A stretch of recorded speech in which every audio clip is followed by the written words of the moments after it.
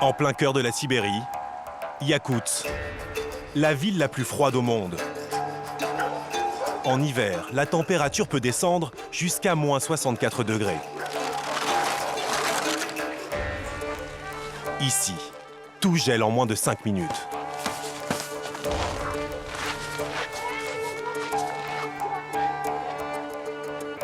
Le marché de Iakoutsk est un congélateur à ciel ouvert. Salut, comment ça va? Salut, ça va et toi? Salut! On va acheter du poisson? Victor, 25 ans, est le seul Français parmi les 290 000 habitants de la ville. Fasciné par la Sibérie, ce professeur de français s'est installé ici il y a 6 mois. Ce soir, il organise avec ses amis un apéro typiquement russe. C'est très simple en fait, on va simplement manger ce poisson, donc ça s'appelle stroganine, et simplement on va le couper en fines tranches avec du sel et du poivre et le manger directement comme ça en fait. Il n'y a rien besoin de préparer, c'est déjà tout prêt, donc un poisson cru et gelé. C'est un peu bizarre mais c'est pas mauvais. Hein? Спасибо. Так лучше, да? Particularité de Iakoutsk, la température est si basse qu'à l'air libre, tous les aliments restent congelés. La tradition sibérienne est de les manger crus et glacés. On va prendre la moitié. Ça c'est du foie. Le foie de poulain gelé, c'est l'une des spécialités locales. Ouais, c'est un peu impressionnant comment ils coupent la viande quoi. Les étals regorgent de produits pour le moins surprenants. J'avais encore jamais vu ça ici. Victor vit à Iakoutsk depuis plusieurs mois. Et pourtant, il continue à faire des découvertes sur ce marché. Qu'est-ce que c'est que ce truc? Ça, un intestin de poulain. Et ça se mange? Ah putain, c'est un intestin de poulain ça en fait. Je crois que c'était un légume. Trop exotique pour Victor, qui se contentera d'un simple assortiment de poissons et du fameux foie de poulain gelé. Vous avez froid, non? Non, ça va. Bah moi si. Mais voilà, en tout cas moi ça y est, je suis gelé. Donc on va aller se réchauffer dans la voiture. Allez. Si Victor va pouvoir se mettre à l'abri, les vendeurs du marché, eux, sont loin d'avoir terminé leur journée. Ils sont surnommés les forçats du froid. Par moins 30, 12 heures par jour, ils servent les clients. Zina est vendeuse de poissons depuis 10 ans. Ses joues sont littéralement gelées par l'air glacial de Iakoutsk. On a tous peur de mourir de froid.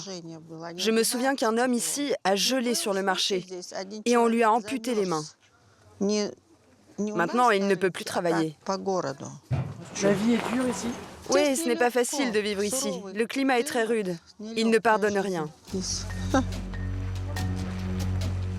L'année dernière, une centaine d'habitants sont morts gelés à Iakoutsk. Cette ville incarne à elle seule le mode de vie en Sibérie. Une vie à la dure. La Sibérie représente les 3/4 du territoire russe. 13 millions de kilomètres carrés, plus de 20 fois la France. Une terre hostile, au climat impitoyable. Le froid, la glace et les tempêtes de neige plongent les habitants dans un enfer quotidien. Mon Dieu, le toit tombe! Le toit tombe! Ou pour survivre, il faut aimer souffrir. Bienvenue en Sibérie. En Sibérie, les températures polaires font plusieurs centaines de victimes chaque année. Un homme est couché par terre. Il a perdu connaissance dans la rue. Et dehors, il fait moins 30. C'est pour ça que nous devons nous dépêcher. Si la personne a perdu connaissance, elle peut mourir gelée en quelques minutes. Le froid sibérien provoque des blessures irréversibles.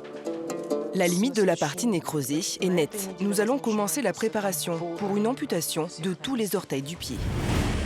Au cœur du cercle polaire, les territoires les plus reculés de Sibérie cachent des zones fermées, interdites aux étrangers. Mettez-vous là, sur le côté. Ne discutez pas, c'est comme ça. En exclusivité, nous avons pu pénétrer dans Norilsk, un ancien goulag stalinien qui abrite une des plus grandes usines de nickel au monde.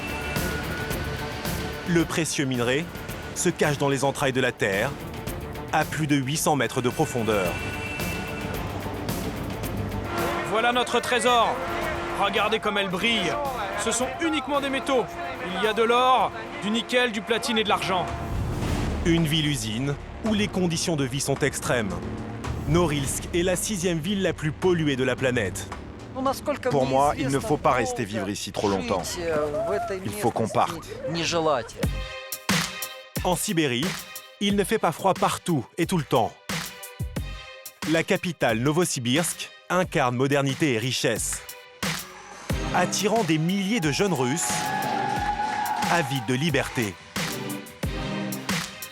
Ce n'est pas parce qu'on est en Sibérie que rien n'est développé. On est aussi moderne que vous. Anna fait partie de cette nouvelle génération qui refuse la vie à la dure. C'est trop cool d'être à Cheregesh. Depuis la capitale et sa jeunesse décomplexée, jusqu'aux territoires les plus hostiles. Immersion inédite en Sibérie, royaume de tous les extrêmes.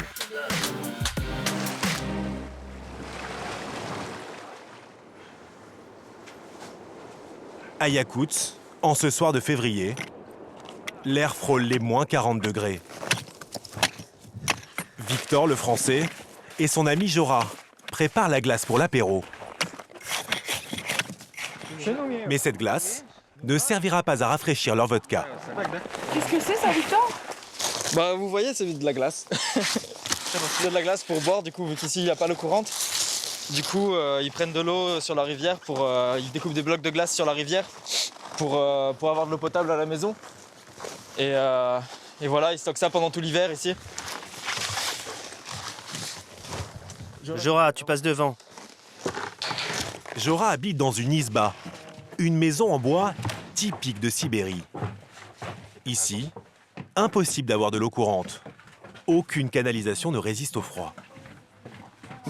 On dépose l'eau tout de suite? C'est dans ce réservoir en métal de 200 litres que toute l'eau potable de la maison est stockée. Sans eau courante, le confort est réduit au strict minimum.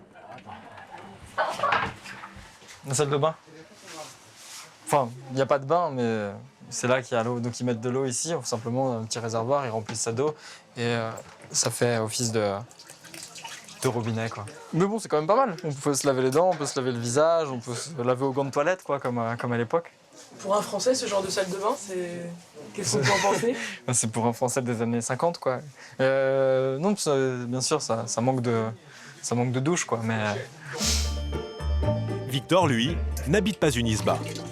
Professeur de français à l'université, il bénéficie d'un logement tout confort. Passionné depuis l'enfance par les déserts de glace du Grand Nord, grâce à ce poste, il réalise son rêve. J'ai toujours voulu aller vers le froid, et donc maintenant je suis assez content, je suis en plein dans le froid, donc c'est bon, j'ai trouvé la Yakoutie, quoi, le paradis. Un paradis qui se consomme sans modération. L'apéro à la mode sibérienne commence toujours de la même façon. Un verre de vodka, cul sec. Donc en fait, il fait moins 40 dehors et on boit de la vodka à 40. Ça fait zéro. Ça fait zéro et comme ça, tout le monde est content. Viennent ensuite les poissons du marché, servis crus, en fines tranches comme des chips, mais surgelés.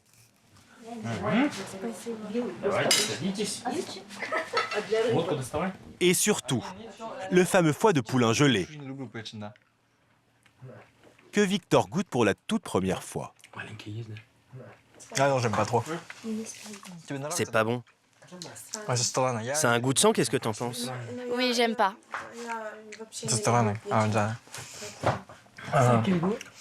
Bah, goût de foie, ouais. Sauf que c'est froid et... Ouais, c'est pas terrible. Ça, c'est très bon, par contre. Autant j'aime pas beaucoup le foie, mais ça j'adore. Pour se réchauffer, Victor et ses amis n'ont pas vraiment besoin de vodka. Il fait presque 30 degrés dans l'Izba, grâce au gaz fourni par la ville qui alimente la chaudière et la dizaine de radiateurs de la petite maison. Mais à cause d'une envie pressante, Victor va devoir quitter cette chaleur tropicale. Donc voilà les belles toilettes. Un joli trou et 2 planches de bois, quoi. Donc voilà. Ça fait pas rêver, hein, mais c'est pas le temps le fait de faire ça ici, c'est plutôt le fait de devoir sortir, de devoir s'habiller, de devoir passer de plus 30 à la maison, à moins 30 à l'extérieur pour aller pisser, quoi. C'est pas terrible. Je vais vous laisser, je vais pisser, quoi. Une vie rude que Victor prend avec le sourire, mais qui pour d'autres habitants est synonyme de souffrance. 20 h sur le marché de Yakutsk.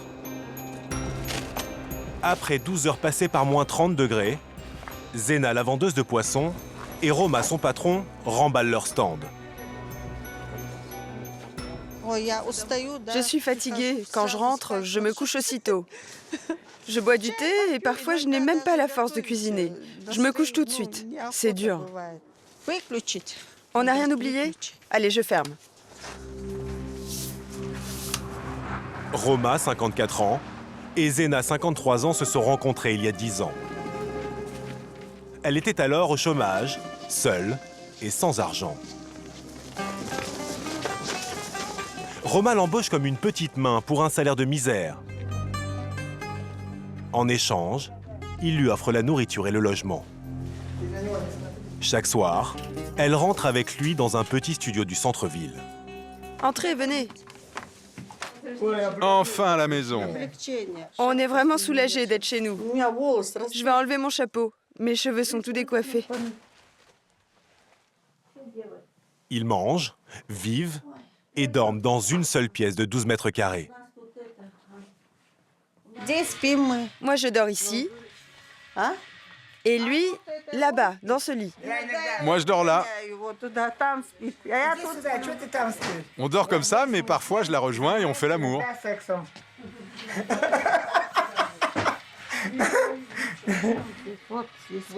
C'est comme ça que nous vivons. Et quand je rentre du marché, j'écoute David Coverdale. Vous connaissez le groupe Whitesnake?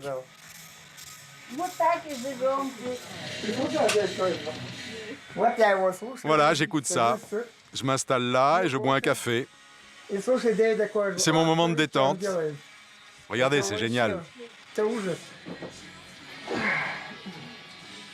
Zina et moi, on vit comme ça, on n'a pas le choix. Il n'y a pas d'amour entre nous, on habite ensemble pour survivre. Si je n'existais pas, elle ne pourrait pas travailler.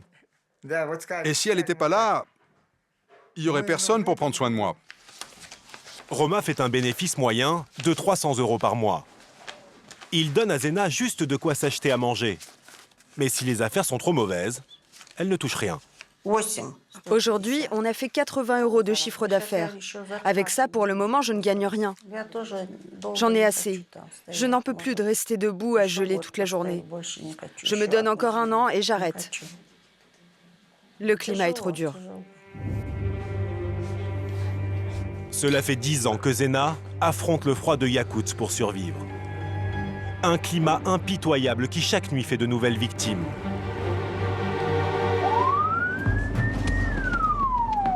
En hiver, les services d'urgence de Yakutsk interviennent jour et nuit. Ce soir, la température est de moins 30 degrés. Un danger mortel. Katarina est médecin urgentiste depuis 20 ans. La première alerte vient de tomber. Un homme est couché par terre. Il a perdu connaissance dans la rue. Et dehors, la température est glaciale cette nuit. C'est pour ça que nous nous dépêchons. Si la personne ne se relève pas, elle peut mourir gelée. Dans un quartier pauvre de la ville, un homme a été retrouvé inconscient dans la neige par des policiers. Bonjour. Ils ont mis la victime à l'abri, dans le hall d'un immeuble. Tu as été frappé à la tête? Oui. Mais le bleu est ancien. J'ai mal à la mâchoire. Faites attention. Tu as consommé de l'alcool? Non? C'est ça, on va te croire. Non, je vous promets. L'homme est ivre. Il se serait battu dans la rue avant de perdre connaissance. Fais-nous voir, tu n'as pas de coup ailleurs, pas de plaie? Katarina et son équipe s'assurent qu'il ne présente pas de traumatisme avant de l'évacuer. Monte. Assieds-toi ici. Normalement. Allez, ne te couche pas là. Cet homme est un alcoolique. Quelqu'un l'a roué de coups. Il ne sait même pas qui. Il a un traumatisme crânien et une lèvre éclatée. Maintenant, nous allons l'emmener à l'hôpital. En Sibérie et en Russie, l'alcoolisme est un fléau que ces urgentistes côtoient quotidiennement. Pour qu'une personne proche du coma éthylique retrouve ses esprits, Relève-toi. ils ont une méthode imparable. Respire. Inhaler de l'ammoniac à plein poumon. C'est bon, ça va. Ouvre tes yeux. Tu vas dessouler un peu. Reste tranquille. Il est SDF, il n'a pas de domicile. C'est pour cela qu'on le ramène à l'hôpital. On ne peut pas le laisser dans la rue par ce froid. Surtout alcoolisé comme il est. À moins 30 degrés, sans protection, l'hypothermie est fatale en quelques minutes. Des températures extrêmes qui font chaque jour plusieurs blessés et même des morts. Les victimes sont transférées dans 7 hôpitaux spécialisés au sein du service des blessures thermiques, l'un des rares centres de ce type en Sibérie. Les filles, vous êtes prêtes? Oui, tout est bon. Entrez, s'il vous plaît. Svetlana Semenova, la chef de service, reçoit plusieurs centaines de patients par an. Cette patiente est arrivée avec le pied gelé parce qu'elle a marché toute une soirée dehors. Elle s'est exposée trop longtemps au froid et ses chaussures étaient trop serrées. Ouvrons le pansement. Voilà, vous voyez le noir sur les doigts de pied. C'est une congélation au 4e degré, une momification des tissus. La limite de la partie nécrosée est nette. Probablement cette semaine, nous allons commencer la préparation pour une amputation de tous les orteils du pied. Par grand froid, tout se joue en quelques minutes. Les tissus gèlent et la circulation du sang se bloque, provoquant une nécrose du membre touché. Comme pour cette jeune femme de 28 ans. Le froid ici est terrible. J'en suis l'exemple même, regardez. On dit qu'il faut s'habiller, qu'il faut faire attention. J'ai grandi ici et jamais je n'aurais pensé que ça m'arriverait à moi. Personne n'est à l'abri. J'ai marché trop longtemps dans la neige et lorsque je suis rentrée chez moi, j'ai enlevé mes bottes et j'ai vu que le pied était enflé. J'avais un œdème et donc j'ai tout de suite appelé le SAMU. Je ne marcherai plus jamais comme avant. À la sortie, je vais avoir un pied en moins. Fataliste, la jeune femme prend son accident presque avec le sourire. À Yakout, chaque année, plus de 200 patients subissent une amputation. Et environ 150 personnes meurent de froid. Ces régions extrêmes de Sibérie, la jeune génération cherche à les fuir dès qu'elle le peut. Plus au sud, à près de 3000 km de Yakout, la capitale de la Sibérie, Novosibirsk. Température, 10 degrés. Ici, l'herbe est plus verte que partout ailleurs en Sibérie. Parmi les 1,5 million d'habitants de la 3e ville de Russie, de nombreux jeunes venus de tout le pays s'installent pour étudier et faire carrière. Une jeunesse coupée de son passé. Alors ça, c'est un ancien dirigeant de notre pays. Je suis incapable de vous en dire plus. Je peux regarder sur Internet? Mais vous ne savez pas qui est Lénine? Non, désolé. C'est qui? Réfléchis, c'est qui? Non, je sais pas. Mais bon, c'est du passé.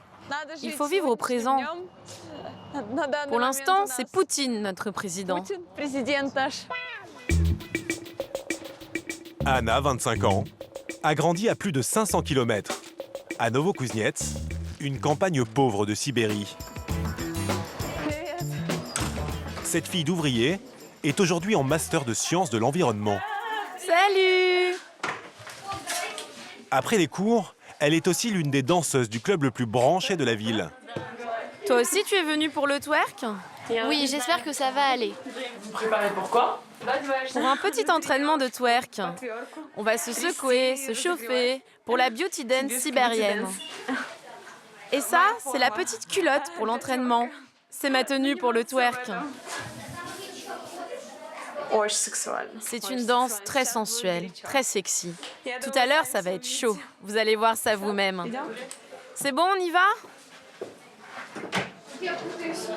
Tout droit importé des États-Unis, depuis peu, le twerk fait fureur en Russie.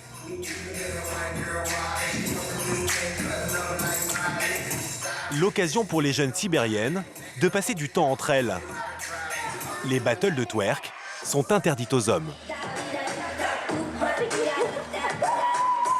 Pour Anna et ses amis, cette danse provocante est aussi un symbole de modernité et d'émancipation.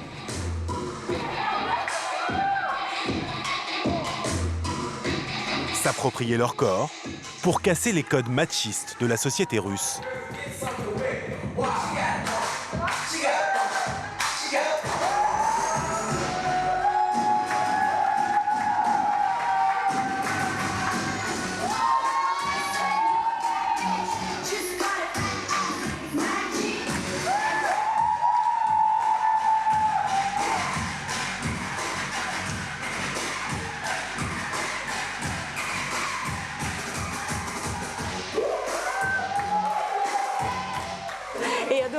Je pense que là, on vient de prouver à tout le monde que le twerk en Sibérie, c'est très chaud. Ici, les femmes sont très libérées. Ce sont des préjugés de penser qu'en Sibérie, on vit tellement loin que chez nous, rien n'est développé. Ce n'est pas vrai. Ici, on évolue au même rythme que le reste du monde. Anna, célibataire, fait partie de cette nouvelle génération de femmes sibériennes qui bousculent les traditions. Depuis 3 ans, elle étudie dans le plus grand campus de Novosibirsk pour devenir ingénieure en écologie. Et voilà notre chez nous. Elle partage une chambre avec sa meilleure amie, Anastasia. Toutes les deux sont boursières. Voilà mon lit. Voilà celui d'Anastasia. Et là, il y a encore une fille, Dasha. Moi, je rêve de devenir ingénieure dans l'environnement, de devenir une super écologiste. Entre le logement dans le campus et la vie quotidienne, l'année scolaire d'Anna coûte environ 5 000 €. Une petite fortune pour ses parents. Son père est ouvrier et sa mère caissière. Mes parents se sont sacrifiés pour que je vienne ici. Ils me disaient « Ma fille, on vit pour toi ». Je suis très reconnaissante. À Novosibirsk, il y a tout ce dont je rêve. Les études, la danse, du travail, de nouveaux amis. Une nouvelle vie, quoi. Une nouvelle vie dont Anna compte bien profiter un maximum. Dans quelques heures, elle part avec Anastasia pour un week-end à Cheregesh, la station de ski branchée de Sibérie. Je vais te montrer la descente en maillot de bain. C'est dingue. C'était quand? L'année dernière. Regarde. J'hallucine, c'est top. Le record a été battu. Il y avait 2000 skieurs qui ont fait la descente en maillot de bain. Ce festival a fait un buzz énorme sur Internet. Quand le record a été battu, tout le monde criait « Waouh ! Il faut absolument qu'on y aille cette année !» C'est génial!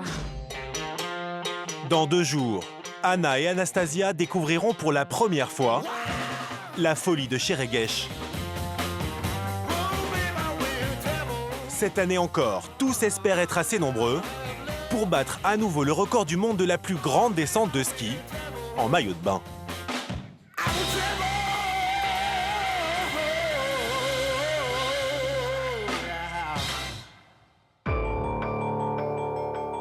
Si Novosibirsk incarne une Sibérie moderne et libérée, certaines régions reculées de cette province russe sont, elles, restées figées dans le temps. Vestiges de l'époque soviétique, la Russie cache 42 villes surnommées les villes interdites. Des zones semi-fermées, protégées par l'armée et interdites aux étrangers.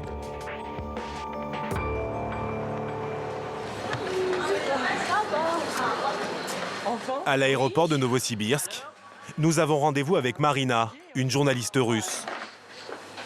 Avec elle, après des mois de négociations, nous avons obtenu une autorisation exceptionnelle. Voilà, ça pour ce papier, on a lutté pendant presque 6 mois. Le précieux sésame est délivré par le FSB, les services secrets russes chargés de la sécurité intérieure du pays, l'héritier du célèbre KGB. On autorise l'entrée à la ville de Norilsk, les citoyens étrangers à partir du 15. Embarquement du vol pour Norilsk. Voilà, c'est notre vol. Ok. Pour se rendre à Norilsk, pas de route, ni de train. Seul l'avion permet d'accéder à cette contrée reculée, coupée du monde. Située à 360 km à l'intérieur du cercle polaire, Norilsk est la grande ville la plus septentrionale de la planète. Une ville fermée aux non-russes. Mettez-vous là, sur le côté. Pourquoi? Ne discutez pas, c'est comme ça. Attendez-moi, d'accord. Nos 2 passeports français posent problème aux douaniers. Sans la lettre du FSB, notre voyage se serait arrêté ici. C'est juste, nous ont enregistré, fait les copies de notre invitation enregistrée. C'est la première fois qu'une caméra française pénètre sur le territoire de Norilsk. Nous découvrons un univers figé dans la glace et la neige. En hiver, les températures atteignent les moins 30 degrés. Bienvenue dans le Far West sibérien.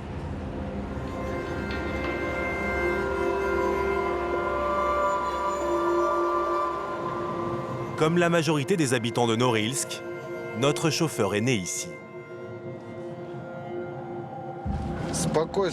Nous, on vit dans une ville fermée. C'est calme.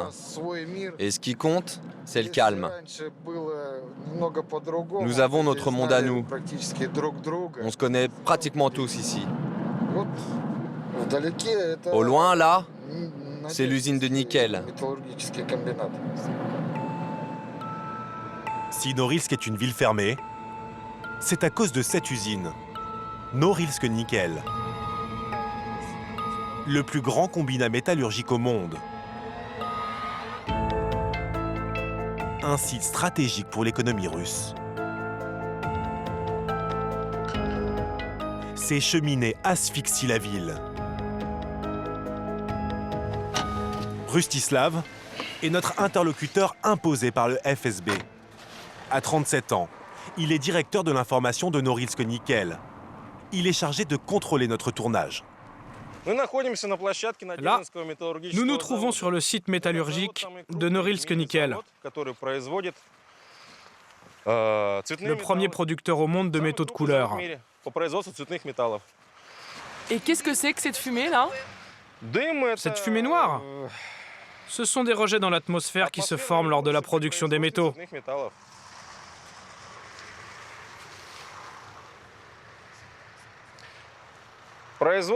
L'extraction des métaux de couleur n'est malheureusement pas très écologique. Mais par contre, je peux vous dire que ces rejets atmosphériques n'impactent pas les voies respiratoires. C'est sans conséquence pour la santé. Difficile à croire, quand on sait que les cheminées rejettent 2 millions de tonnes par an de dioxyde de soufre, un gaz toxique. Norilsk est la 6e ville la plus polluée au monde. À elle seule, Norilsk-Nickel génère autant de pollution que la France entière.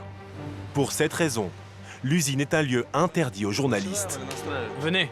Nous sommes la première caméra française à pénétrer dans cette enceinte. La coulée de lave commence, regardez. On sait que la Russie et le monde ont besoin de notre nickel. C'est ça la force de l'usine.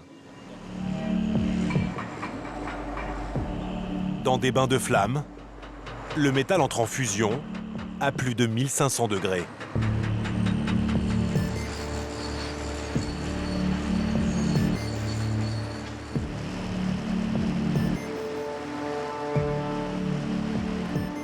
Une température extrême permettant d'extraire le soufre du minerai pour fabriquer des lingots de nickel. L'usine tourne 7 jours sur 7 et 24 heures sur 24.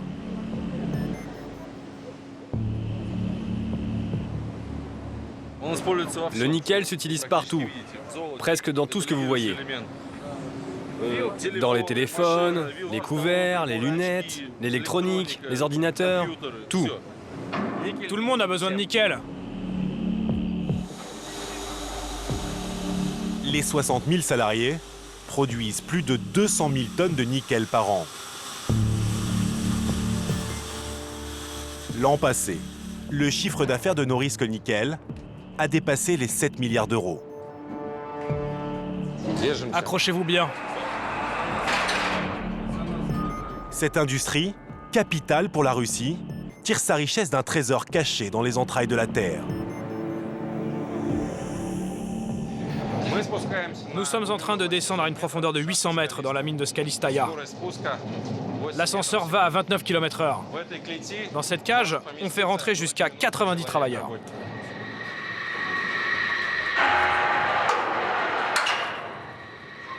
Nous pénétrons dans l'une des 6 mines de l'usine. Un monde souterrain, secret, et qui tient à le rester. Ici, les journalistes ne sont pas les bienvenus. En fait, il n'y en a jamais. Nous sommes plongés dans un labyrinthe.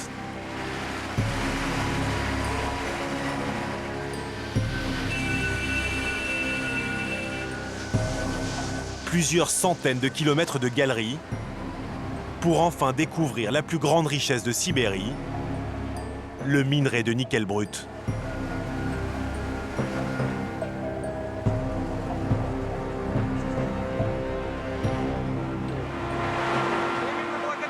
Voilà notre trésor. C'est grâce à ce minerai que nous sommes devenus le leader mondial de la métallurgie. Regardez comme elle brille. Elle est très lourde. Ce sont uniquement des métaux. Il y a de l'or, du nickel, du platine et de l'argent. Ils sont des milliers de mineurs à creuser la roche.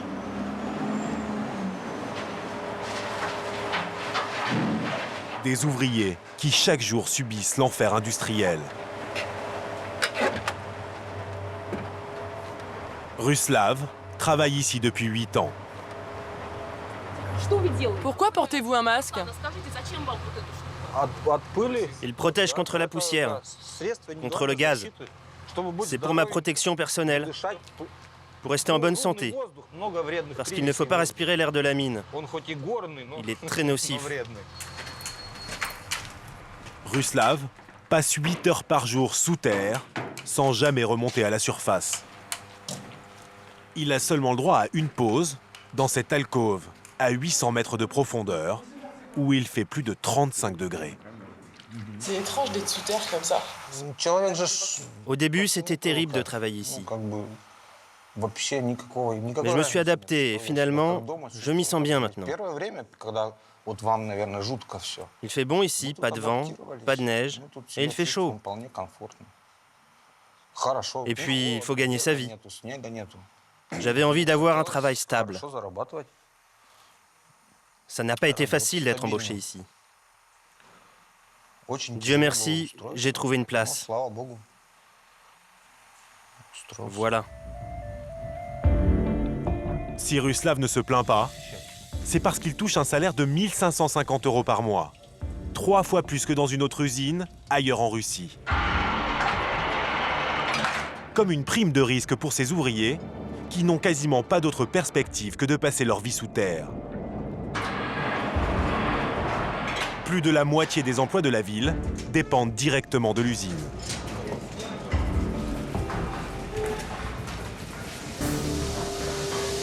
Restez ici, faites attention. Le père et le grand-père de Pavel étaient de simples ouvriers. À seulement 34 ans, lui est ingénieur. Il dirige une quinzaine d'hommes.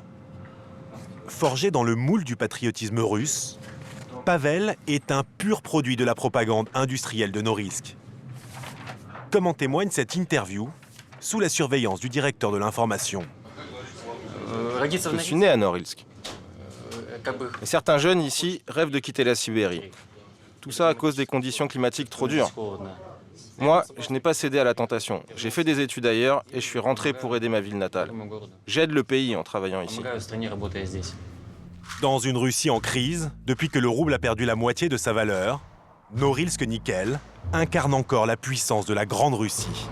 Et pour certains, un refuge, avec des salaires élevés et de nombreux avantages.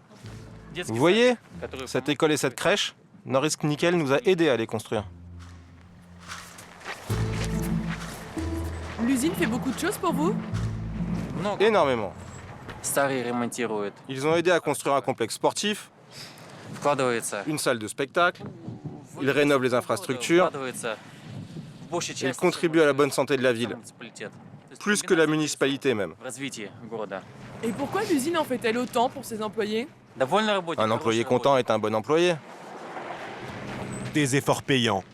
Malgré les conditions climatiques et la pollution, ils sont nombreux comme Pavel à décider de rester vivre à Norilsk. Bonjour chérie. Salut toi.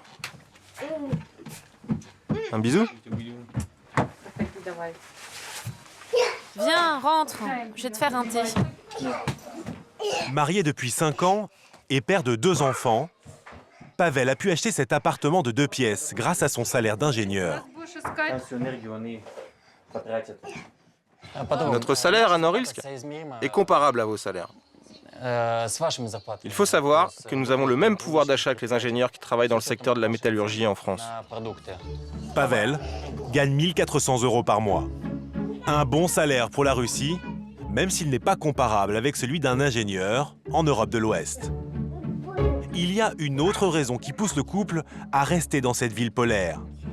Pour eux, l'isolement n'est pas un problème, bien au contraire. Est-ce que vous trouvez ça bien que cette ville soit fermée et que vous puissiez vivre entre vous? Oui, je crois que ce système fermé est bénéfique. Avec ce que l'on voit aujourd'hui à la télévision, je trouve ça vraiment bien. Ce contrôle est nécessaire dans notre ville et il devrait d'ailleurs exister dans toute la Russie.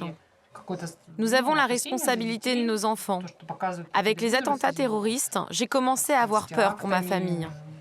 Mais heureusement, nous vivons à Norilsk et nous sommes protégés. Nous sommes des patriotes. Nous travaillons pour le bien du pays. Et notre système, si on le change, tout va se dégrader. Ça ne sera plus chez nous. Norilsk semble aujourd'hui protéger les siens, mais c'est loin d'avoir été toujours le cas. La ville est encore hantée par son passé, par une page terrible de l'histoire russe. Ce dimanche, Elisaveta Obst, 66 ans, brave la tempête. Pour rendre hommage à ceux qui ont construit Norilsk, ceux qui furent les premiers à travailler dans les mines. Ils reposent aujourd'hui dans le cimetière de Golgata. C'est une façon de dire à tous les morts que nous nous souviendrons d'eux pour toujours. et que nous viendrons toujours les voir. En 1935, à l'époque de la dictature stalinienne, Norilsk était un goulag, l'un des pires de Russie. En creusant cette terre gelée, des dizaines de milliers de prisonniers sont morts de froid et de faim.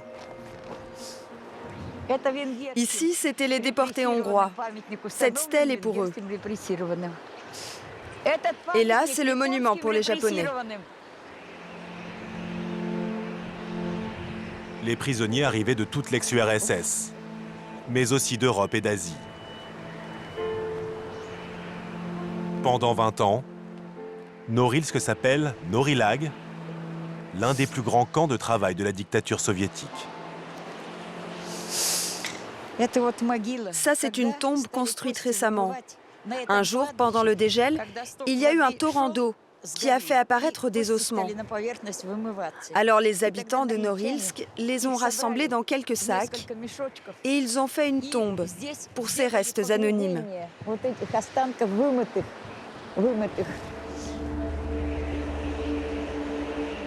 Au total, environ 100 000 personnes seraient mortes dans ce goulag.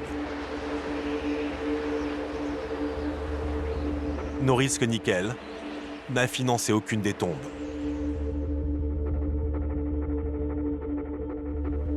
Elisaveta est fille de prisonnier. Pendant la Seconde Guerre mondiale, son père juif allemand a été déporté pour 5 ans de travaux forcés, comme beaucoup de ses compatriotes vivant en URSS. Staline voulait ainsi se protéger d'une éventuelle trahison ultérieure. 70 ans plus tard, il ne reste que 2 survivantes du Norilag. Bonjour Olga, comment vas-tu? Bien, entrez. Aujourd'hui, Elisaveta rend visite à l'une d'elles. Olga, 83 ans. C'est ma maman, et elle, c'est sa cousine. C'est ta mère? Oui, c'est ma mère. Et c'est un costume polonais? Oui, et le costume s'appelle un krakowiak. Olga est arrivée à Norilag à l'âge de 15 ans. Comment je suis arrivée dans le goulag? Le grand Staline m'a amenée ici, ce salaud. Soi-disant, j'étais une ennemie du peuple. Nous avons construit Norilsk de nos mains, sans salaire, sans rien, sous la surveillance des fusils. À cette époque, la terreur plane sur l'URSS. Une simple phrase suffit à être classée ennemi du peuple. Olga et sa famille sont juifs polonais. Pour avoir publiquement critiqué le régime, ils sont condamnés à 10 ans de travaux forcés. On ne peut pas appeler ça une vie. Vous vous rendez compte? C'est quoi se lever à 6 heures du matin, travailler 12 heures durant, et pour ça on nous donnait un tout petit morceau de pain et des miettes de hareng salé. Avec ça, il fallait tenir toute la journée. Et ça ne s'oublie pas. J'avais un numéro dans le dos, je ne pourrai jamais l'oublier. J'avais le X401. Je l'avais sur le front et dans le dos.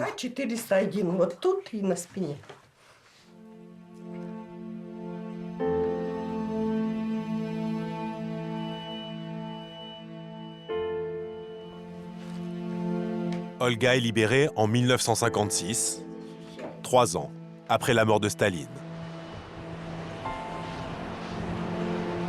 Il y a un ennemi qui, lui, ne disparaîtra jamais, le climat. Et en cette fin d'hiver, la ville va connaître la pire tempête de neige de ces 5 dernières années.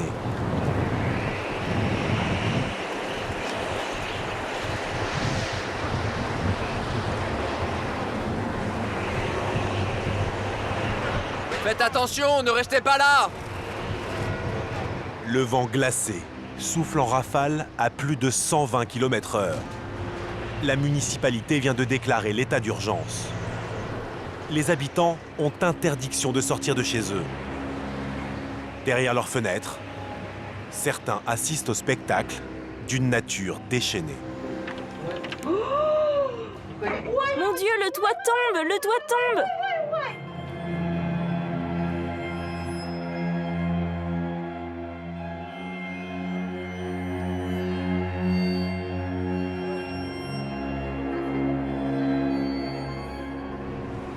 Nous avons rendez-vous avec une famille qui accepte de nous faire partager son quotidien à Norilsk. Nous profitons d'une légère accalmie pour les rejoindre. Maman, je peux en avoir plus? Non, non. T'en as assez. Pour Olga et Sergueï, fonctionnaires, mettre leur famille en sécurité n'a pas été simple. Ce couple de fervents orthodoxes s'est installé à Norilsk, attiré par les salaires plus élevés qu'ailleurs. Aujourd'hui, Olga et Sergueï ont dû courir aux 4 coins de la ville pour récupérer leurs enfants, leurs 14 enfants. Ça a été vraiment dur de tous vous retrouver. Le vent soufflait si fort que j'ai failli m'envoler. Le blizzard était si puissant. Mais on vous a récupéré grâce à Dieu. Il ne faut plus s'inquiéter. Ça vous fait peur, vous? Les tempêtes aussi fortes sont rares. Et maintenant, il faut qu'on reste à la maison.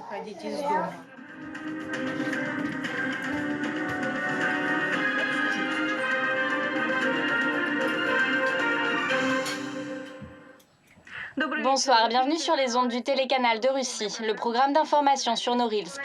Norilsk est actuellement touché par une forte vague de tempête. Il y a au moins 3 victimes, des piétons, l'un d'eux est décédé. Le vent est puissant. Il faut rester chez vous. Ne sortez pas, même pour acheter du pain. Avec 14 enfants, impossible de rester plusieurs jours sans nourriture. Olga et Sergueï prennent le risque de sortir. Toi, tu restes là. Mais moi, je vais y aller. Non, tu es trop petit, il y a trop de vent dans la rue. Tu as vu ce qui se passe dehors? Tu as vu? Même papa a failli se faire renverser. Olga et Sergueï sortent au moment d'une accalmie. La tempête a ravagé une partie de la ville. Regarde ce que le vent a fait. Ça peut tomber, ça. Qu'est-ce qui s'est passé, Sergueï? Il y a eu des bourrasques de vent et elles ont littéralement arraché le toit de l'immeuble. C'est vraiment dangereux. La ferraille du toit vole comme ça au-dessus des gens, des voitures. C'est effrayant. Sergueï et sa famille ne sont pas les seuls à ignorer les consignes de sécurité. Prenons 2 briques de lait. Cette marque-là, c'est bien. Oui, comme ça. Nous sommes obligés de faire vite parce que l'aéroport est fermé et bientôt il n'y aura plus d'approvisionnement ici. C'est pour ça que nous devons acheter beaucoup. Chérie, prends l'huile. La grosse bouteille. Le blizzard signifie la fermeture de l'aéroport et donc la rupture du ravitaillement de la ville. Car à Norilsk, aucune culture ni d'élevage. Tout est importé, sauf le poisson. Et là, vous allez pouvoir tenir combien de jours? Si on se fie à notre expérience, le blizzard ne devrait pas durer plus de 5 jours. Je pense que nous aurons assez de provisions jusqu'à la fin de la tempête. À l'extérieur, la tempête semble sur le point de se lever à nouveau.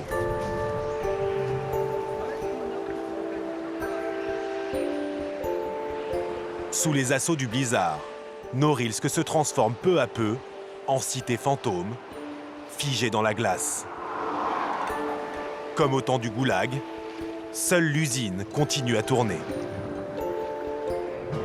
Après 5 jours de bourrasques incessantes, le passage de la tempête est visible à chaque coin de rue.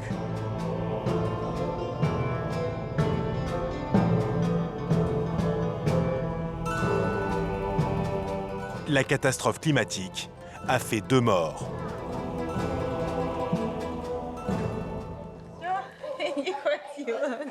Cela fait plusieurs jours qu'Olga, Sergueï et leurs 14 enfants vivent les uns sur les autres, enfermés chez eux. Ce matin, les enfants peuvent enfin prendre l'air. Un air toxique. Vous voulez faire des glissades? Ici. Non, pas ici, c'est trop dangereux. Car pour Sergueï, la tempête n'est pas le plus inquiétant. C'est un tout autre danger qui lui fait peur pour l'avenir de sa famille. C'est dur de vivre ici? Oui, c'est vraiment dur. Le plus grave, ce sont les problèmes écologiques. Ici, l'usine détruit tout. Il y a des jours où le gaz enveloppe la ville et on ne peut plus respirer. Entre les tempêtes et la pollution, les enfants ne sortent presque jamais. C'est vraiment dangereux pour eux. Sergueï ne laisse jamais ses enfants jouer plus de 40 minutes à l'extérieur. Il craint les conséquences de la pollution sur leur santé. Je ne sais pas comment tout ça va tourner. Mais pour moi, il ne faut pas rester vivre ici trop longtemps. Il faut qu'on parte. Pourtant, après leur mariage, c'est Sergueï qui a convaincu Olga de venir vivre ici.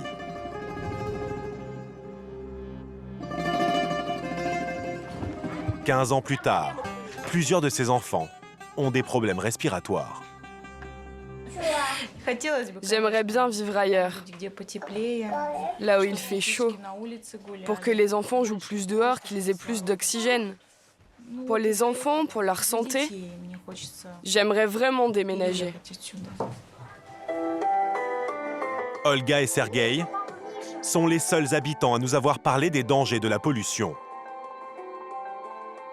Dans la ville, c'est l'omerta. L'usine fait vivre Norilsk, alors tout le monde se tait.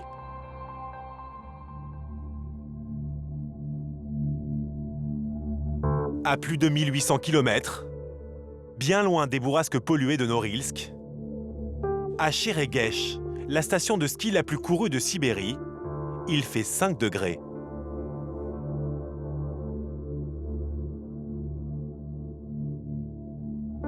Dans quelques heures, cette piste accueillera plus de 1000 jeunes qui tenteront de battre le record du monde de descente en maillot de bain. Comment tu me trouves? T'es super sexy. Un grand jour pour Anna et Anastasia qui y participent pour la première fois. Tu peux me serrer les bretelles, s'il te plaît? Il faut qu'elles soient pareilles. Peu importe la température, proche de 0 à l'extérieur, ces bikinis seront l'unique tenue des deux amis pour descendre la piste, afin de séduire les hommes et surtout concurrencer les femmes. C'est sûr que la rivalité entre filles va être forte. Je pense qu'on va toutes faire attention les unes aux autres. Oui, carrément. La chose la plus importante en Sibérie, c'est la beauté. La beauté et la sensualité. Je ne pense pas que les garçons se préparent comme ça pour la descente. Ils se préparent à nous regarder. Anna et Anastasia savent que les plus jolies filles de la descente seront prises en photo des dizaines de fois. Alors les deux étudiantes soignent chaque détail. Elles veulent être les reines de la fête. Je suis très excitée, j'ai des frissons qui montent, parce qu'on participe à un des événements les plus importants de la saison. J'y crois même pas d'être là. Pourtant, il y a 3 ans, la station était au bord de la faillite. La création de cette descente en maillot de bain a tout fait basculer. La nouvelle génération se retrouve ici en masse pour s'amuser et échapper au quotidien parfois difficile de la vie en Sibérie.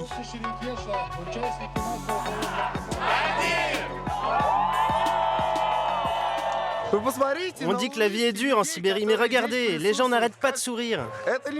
La vie n'est pas dure, c'est du plaisir.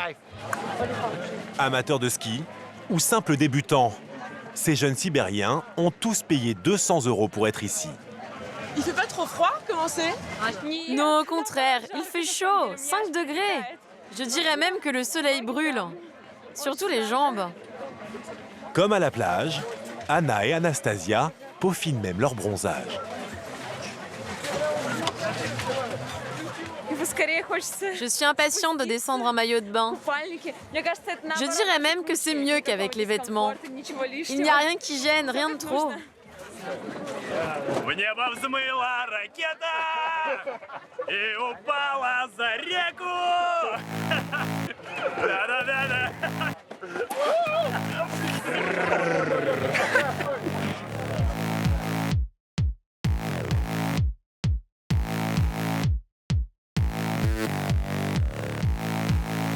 En haut de la piste, juste avant le départ, la température monte encore de quelques degrés.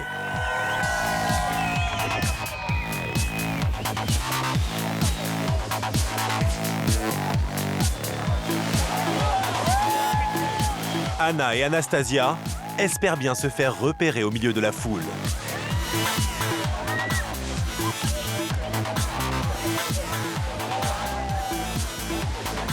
Cette année, ils sont presque 1900 fêtards à descendre la piste, du jamais vu. Les jeunes Russes ont à nouveau battu le record du monde.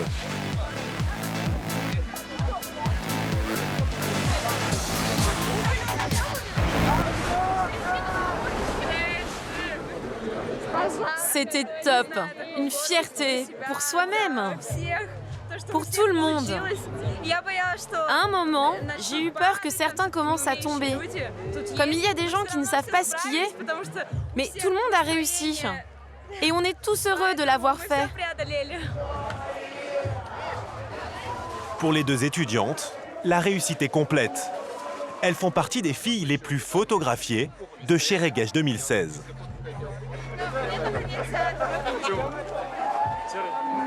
Et vous ne trouvez pas ça dégradant de vous faire photographier comme ça? Non, ça me fait plaisir. Je me trouve tellement belle que si j'étais un mec, moi aussi je voudrais ma photo. C'est vrai, c'est les deux plus canons de la descente. Oui, c'est nous les plus sexy. Nous sommes les plus belles. Et on s'aime, il faut toujours s'aimer. Vive Cheregesh, vive l'amour!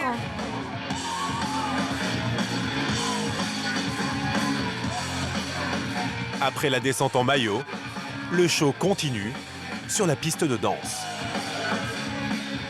L'ambiance est bon enfant, loin des fêtes déjantées des boîtes de nuit moscovites. C'est le pied, c'est le paradis. Ici, les gens sont venus tout simplement pour se reposer, profiter et danser. On fait tout ce qu'on veut aujourd'hui. C'est le plaisir du grand air. La nouvelle génération sibérienne boit avec modération.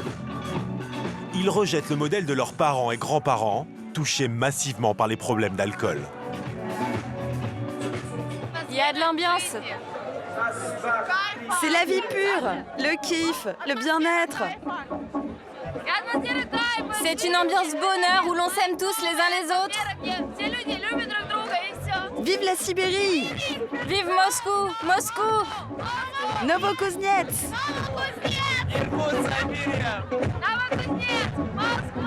Peu importe, on s'aime tous ici et venez nombreux! Alors que la jeunesse sibérienne profite de l'air pur et du soleil de Cheregev.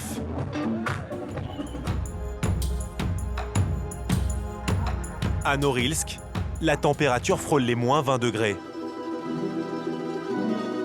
Pourtant, au club des nageurs de la ville, comme chaque soir, ils sont une trentaine à se baigner dans une eau polluée, à 3 degrés, réchauffée par les canalisations de l'usine. Un panneau interdit de nager dans le fleuve. Mais personne n'y prête attention.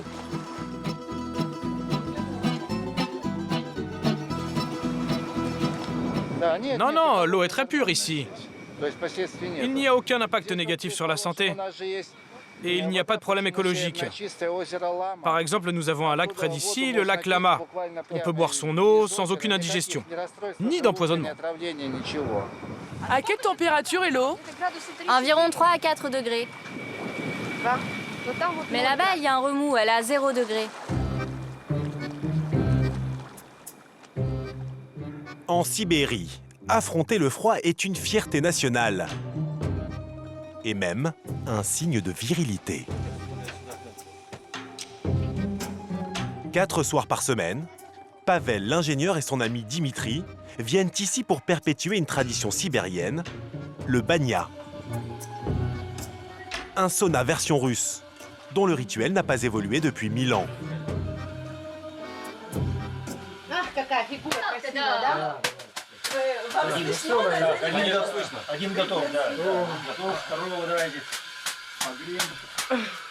Pourquoi vous faites ça? Pour accélérer la circulation du sang et pour bien ouvrir les pores de la peau. Il faut respirer en même temps, c'est encore mieux.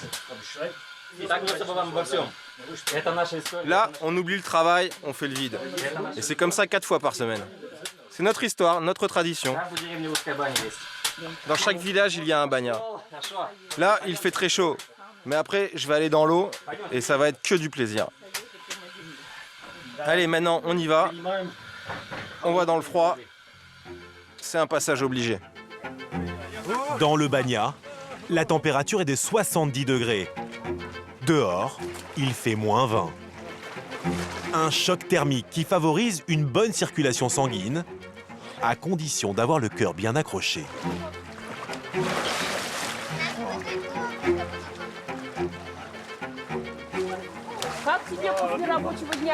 C'est génial ici. C'est super. On me donnerait presque 18 ans, regarde. Et lui, s'il continue comme ça, il va presque pouvoir retourner à l'école. À l'usine, c'est le travail. Ici, c'est le repos. Et franchement, ça fait du bien. Allez, on y retourne. Malgré une pollution record et un climat polaire, ces habitants de Norilsk semblent se satisfaire de leur sort. Un paradoxe à l'image de la Sibérie. Une région riche à milliards grâce à ses ressources naturelles, mais où l'espérance de vie ne dépasse pas les 55 ans, contre 82 ans en France.